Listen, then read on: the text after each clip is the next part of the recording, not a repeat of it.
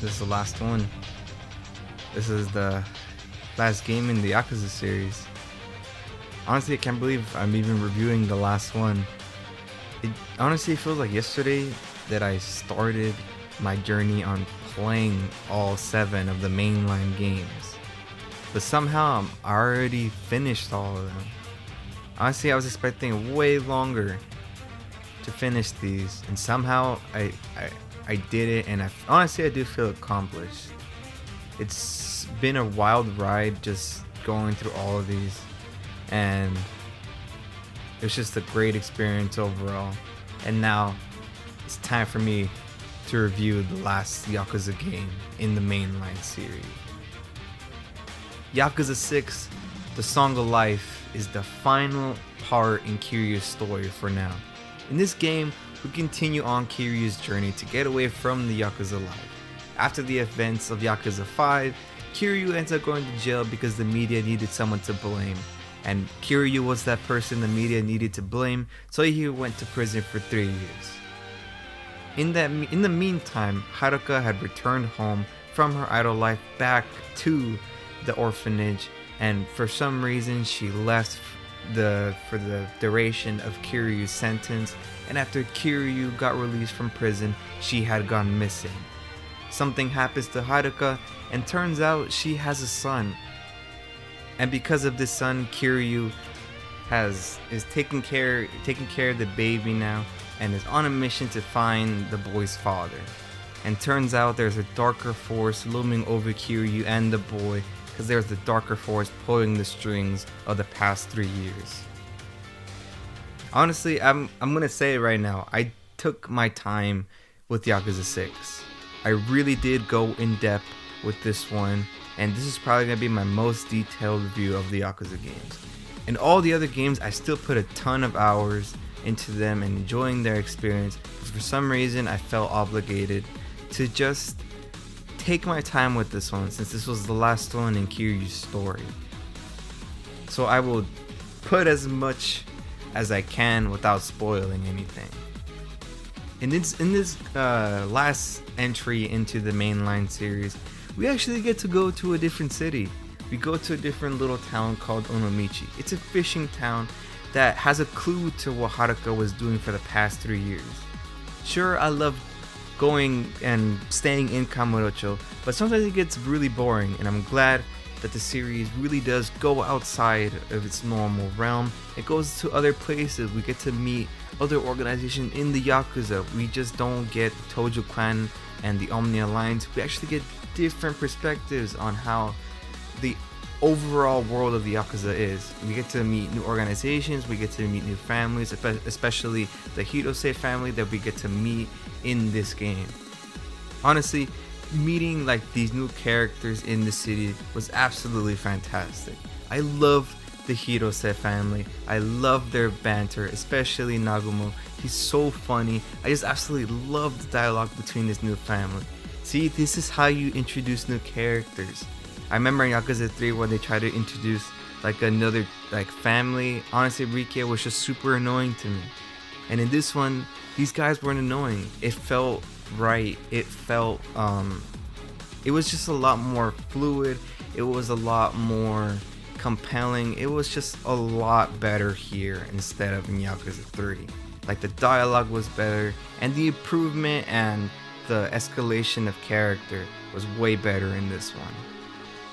And I gotta say, the story in this game is absolutely fantastic. See what happens when you focus on one perspective instead of trying to take 5 different stories and trying to put them all together to make sense.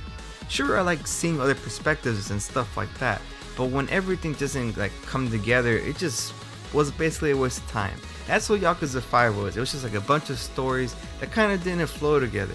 And in this one, it's better for them to just stick to one perspective, or stick to at least 2 people like they did in Yakuza 0. Because if you focus on one perspective, it becomes a more fluid story. It becomes a more compelling story, in my opinion. It really does feel that they did go all out for this story. I love the characters. I love the dialogue. I love the bonds and the interactions within characters. It was just absolutely fantastic. And honestly, I basically teared up at the end of all of it. Like even like the last chapter in this game was basically a 10 out of 10 on its own. I'm gonna say right now, the game is not a 10 out of 10. I'm sorry to say that, but just that last chapter was so freaking good. And honestly, this story really does feel like a finale to Kiryu's story for now. It really does feel right, even though it wasn't the ending I wanted. It was still felt right for this whole thing to end how it did. In this game, we get the entire like new engine. It's the same engine from Kiwami 2, but this is the game that first used this engine. So like, if you played Kiwami 2, it looks absolutely beautiful. Like the environments, the cities you go to, it looks absolutely beautiful. And the attention to detail is just amazing. Like, I love how there's mostly no loading screens throughout the entire experience. You actually get to see Kiryu walk into buildings, you get to see the door open. Even in fights, you get to see Kiryu's expression, you get to see the expression of the people he's fighting. You even see how Kiryu turns around when he accidentally bumps into someone. And even the taxis in this world, they actually beep at you if you just cut them off out of nowhere. Like, there's just so much attention to detail that I really do appreciate when companies and developers do these kinds of things, because it makes the game feel more real. It makes it feel more like real life.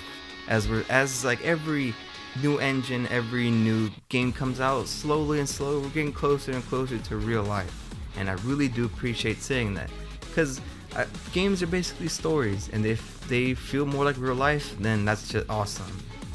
And gameplay was actually pretty fun, because if you guys remember in Kiwami 2, I didn't really like the combat there, so I was kind of worried about this one because it is the exact same engine and it's the exact same combat system. So I was really worried on how this will play out this time, and I'm glad to say that it's better than Kiwami 2. It's actually more fluid and it actually feels a lot better throughout the whole game. Because in Kiwami 2, the physics were actually pretty bad. Even though it was kind of funny to see like characters fly across the screen, but the thing is, when you're trying to do combos and stuff like that, it kind of takes away from it, because you're trying to pull off something cool, and then all of a sudden the enemy just flies across the screen, and you're like, damn, I wish they would have just stayed in place, or like the physics were a little bit better so that you can pull off certain combos. And in Yakuza 6, the physics feel way better by a long shot, hands down, way better physics. You actually feel the force behind punches and kicks, and when Kiryu throws people. It's just a lot more fun overall.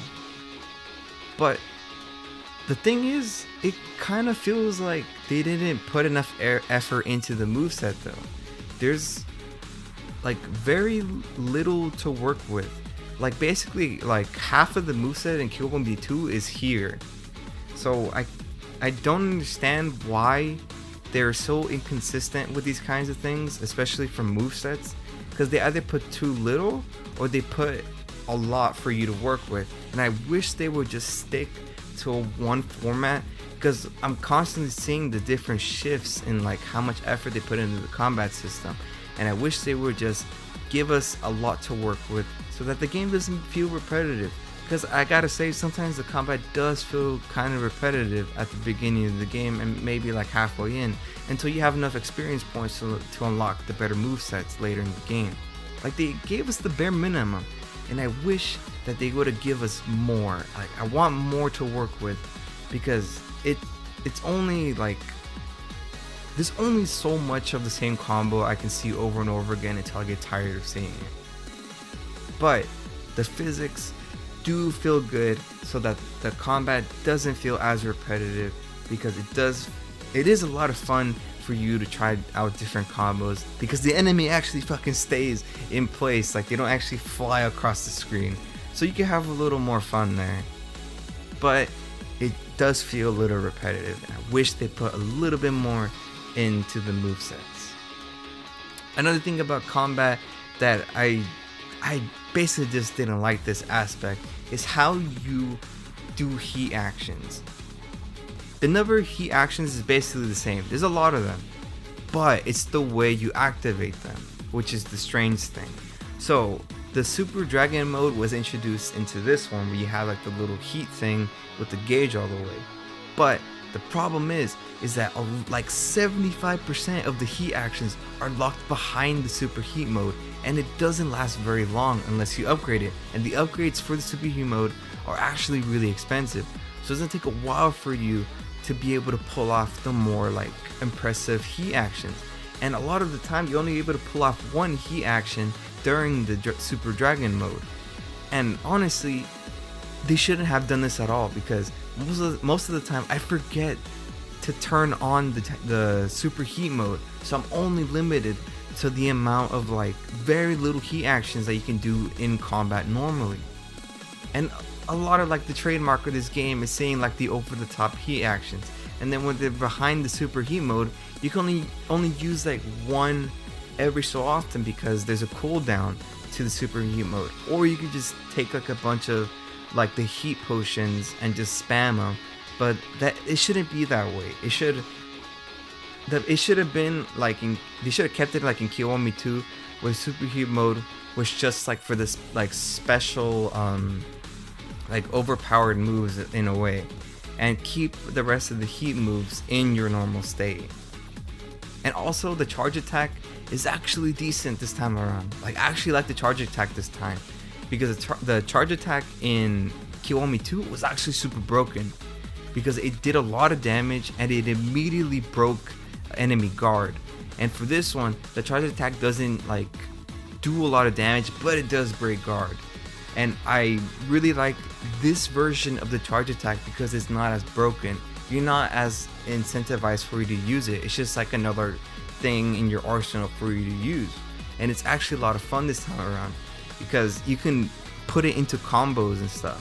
But like in Kiwami 2, it was kind of like the start of your combo. But in this one, it actually like continues the combo, which is actually, I prefer more of that instead of it starting the combo. But one other thing about the combat that I felt was really weird was the AI itself. I don't know if it was just me. I even consulted a friend of mine who played this game too, but I feel like the AI doesn't really do anything. I don't know why. It's either they're super aggressive or they do absolutely nothing. It's like you have to get super close to them for them to actually do something, compared to the other games where they'd actually chase you around. They chase you around like the little arena you're in. And sometimes that kind of sucked, because there's like the counter moves, so you have to let your enemy attack first, but then when they're just staring at you, you're not able to use the tiger drop and stuff like that. So I really wish that they maybe fix the AI, because I remember in Kiwami 2 they're way more aggressive, so they like did better there. But here, I wish they maybe put a little more effort into the AI. Well, at this point, because they already made Kiwami 2, so they definitely fixed it. But still, I wish they would have put the effort here and now, not later in like a year when Kiwami 2 was made. But overall, I feel like combat was pretty decent. I still had a lot of fun with it. I still enjoyed the combat overall. I liked how they fixed the physics, and I liked the moveset, even though it was a little small. Overall, it was a little small. But still, I thought it was still a lot of fun to play. And let's talk about the attribute system, or the skill tree. This is the exact same skill tree like in Kiwami 2. And if you watched the Kiwami 2 review that I did, you know how I feel about this. I really don't like it when there's like a shit ton of currencies for you to use, because it makes the game feel grindy. And again, the game does feel grindy in this way, because why is it separated for 5 different currencies, and then for all 4 different categories of stuff that you can upgrade? Why do they all share them? They should have just been one each, or just kept it simple and just made it just experience points like they always does. But I feel like it was easier for you to get like the different types of experience points this time around though. There's like little shrines in like onomichi where you can like give like a specific item, and depending on what kind of item that you give the statue on one specific like experience points that you want, it gives you a multiplier on how much you get of the certain thing. And another thing that I really like is that you get to upgrade like how much you get in like the life category, which is basically called. You get to upgrade how much of the specific point that you get, and the more you upgrade that specific skill, the faster you're able to get moves, which I definitely recommend doing those first, because it makes it a lot easier, so you don't have to go through the hassle of grinding so much. And another aspect that I really liked this part is the item system, because I remember, if you guys remember in Kiwami 2, you get 10 of each item. That's freaking a lot, because there's a lot of different items in this game, and for that it made it feel way too easy for you to use, because you could just spam items left and right all the time. You can like use like the stamina royale and the emperor health, which those items basically just heal you at max so like quickly, and it just took away from the experience a little bit that I felt. And this time they should have just kept this one from 6, because you get 5 of each category or each specific item. Like with this, you don't have access to just spamming items left and right, so it adds that little extra layer of difficulty, which it desperately needed in Kiwami 2. I liked it in this one way more. And another thing that made the game more difficult in a good way is that you don't have access to like the high tier items early game, because the drugstore is gone. Like if you played the other games, you know that that specific drugstore in Kamurocho was very useful, because you can get like the stamina royale there, you can get the emperor health item there, you can get like the super high tier health items there with like easy access. And in this one the store is gone, so you have to manage your items way better here. You can only get your specific health items from Ebisu Pawn, that Dawn Coquette I think it is, like liquor, and then the convenience stores. But they still have like the higher ones, like the Stamina XX, which is a really good one. But you still have access to like the good ones, but you don't have access to like the really good ones. So it just makes things a little bit harder. And honestly, the difficulty in this game is actually fine. It's not too easy, but it's not too hard. And I always play on hard modes, and it's a really good thing that it just feels balanced.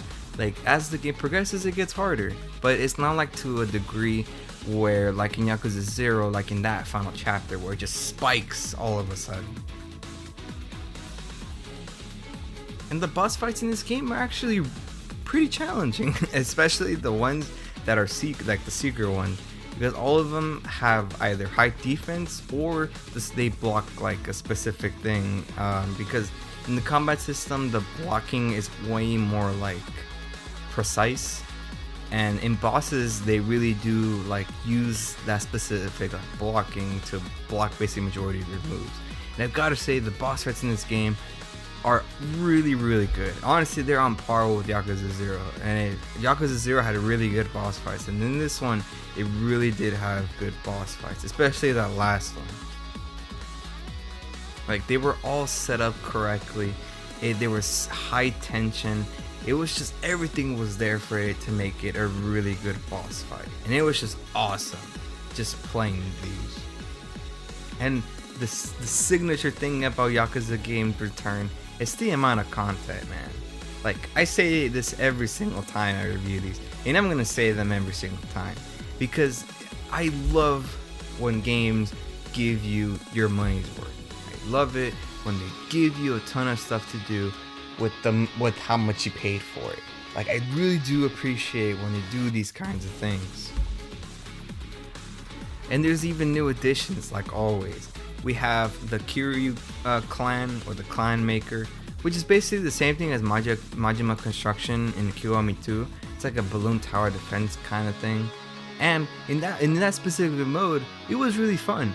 And you can get like these secret codes. If you want to know which code specifically, just look them up, because that's what I did.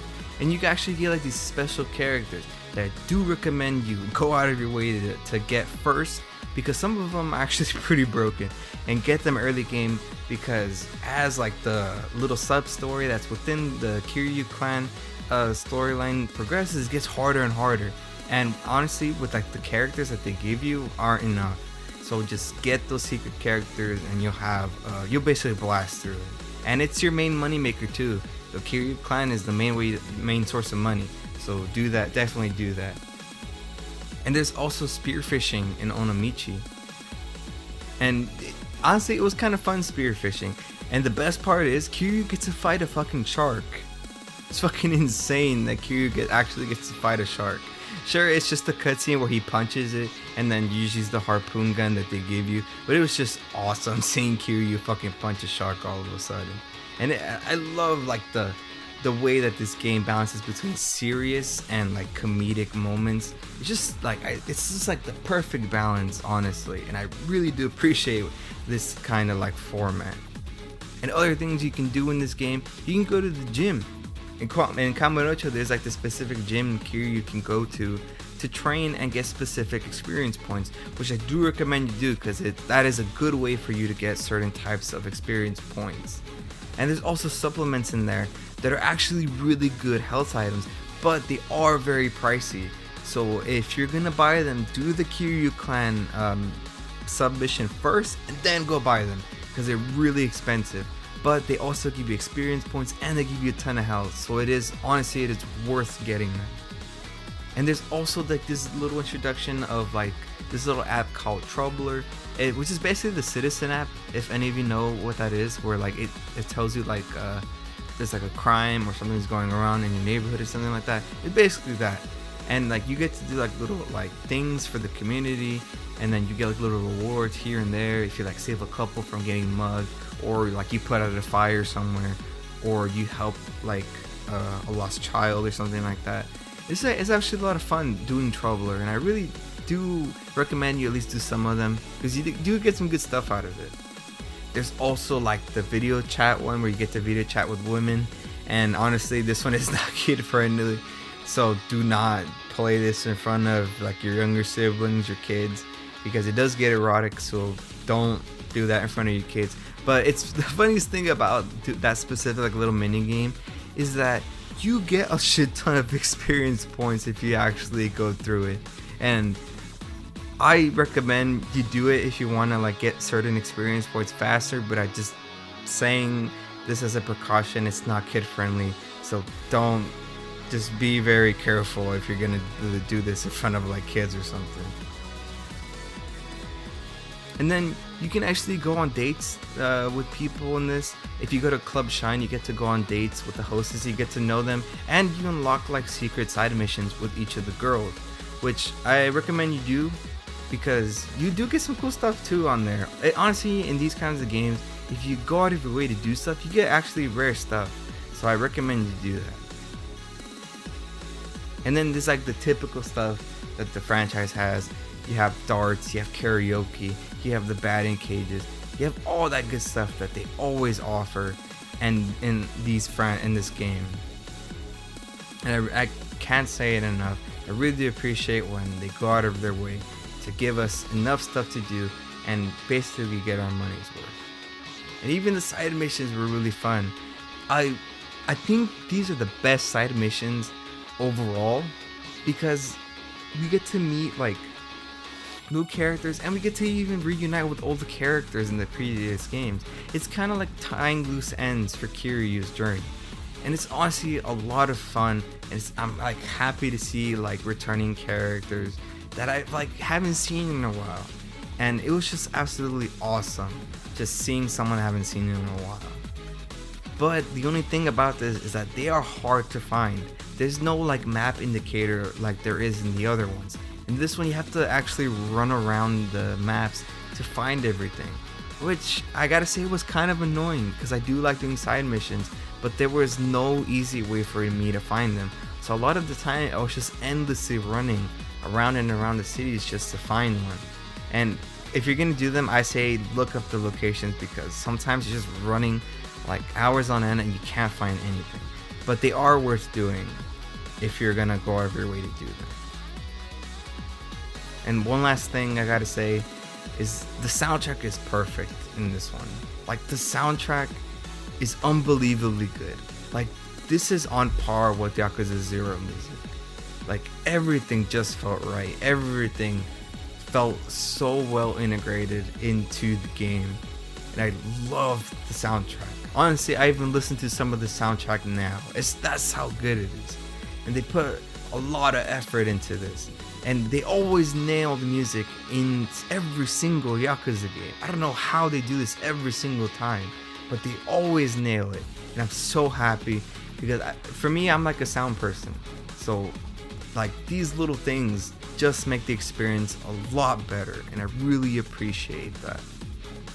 Like, I know I've talked a lot about this game. Like, I love Yakuza 6. There's like a ton of stuff you can do, and honestly, I could just keep on going on telling you how good this game is, but I will save the rest of what I need to say in the overview review that I'm going to do, because the other stuff is kind of spoiler stuff, and I don't want to spoil Yakuza 6 for you guys.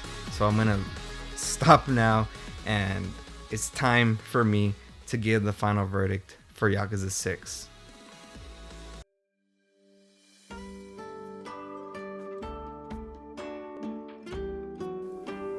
I really enjoyed this game a lot. Like, it was an awesome experience playing this game. Sure, the combat was lacking, side missions were hard to find, and I hate this attribute system, honestly. I don't like it at all. But it was still an amazing experience, and honestly, I cried at the end. I cried at the ending because it was just a long journey for me to go on. This was just one of the best series that I've ever played. So, my final verdict for Yakuza 6, The Song of Life, is an 8 out of 10. I wanted to give this game a 10 out of 10, honestly, but I couldn't lie to myself because of the combat, the attribute system, and like the difficulty of side missions. I couldn't just lie to myself. I couldn't. But it's still an 8 out of 10. It's a great game, and honestly, I recommend you go play this game if you're playing the Yakuza series like I did. It's just like a great experience for you to go try out. If you want to play this game, I bought it on PlayStation because there's no like bundle for anything. It's $20. It's a PlayStation hit. Go try it out. And the Game Pass, it should be free on the Xbox, and on PC I'm pretty sure you can buy this, so definitely just go freaking try this game out. It's absolutely great. Before I do my outro thing, I am going to be doing the Yakuza overview review after this one. I'll probably release maybe the same day as this one, or maybe the day after. I don't know. It depends how long it takes me, and I'm kind of busy this week, so I can't guarantee this is gonna be the same day I release this one or the day after, but I will try my best to get it done as soon as possible, because I know some of you want to hear what I think about the series overall, so I won't let you guys down on that. But anyways, if you have any questions, comments, concerns, you want to talk, or you have a game for me to review, just follow me on Instagram at cervera.guillermo. I'll put it in the description as always. Or you want to check me out on Twitch, Rurik Manica. Yes, I changed the name because I kind of want to take this a little more seriously. So I'd rather have like a stage name instead of adding numbers to it. So it's going to be Rurik Manica from now on. I usually announce what episode or what I'm working on those streams. So if you want to get a heads up of what I'm doing next, just follow me there and stop by, and maybe you'll catch what I'm going to do next. So thank you guys for listening, and I'll see you guys next time on Did You Get the Memo? Bye-bye.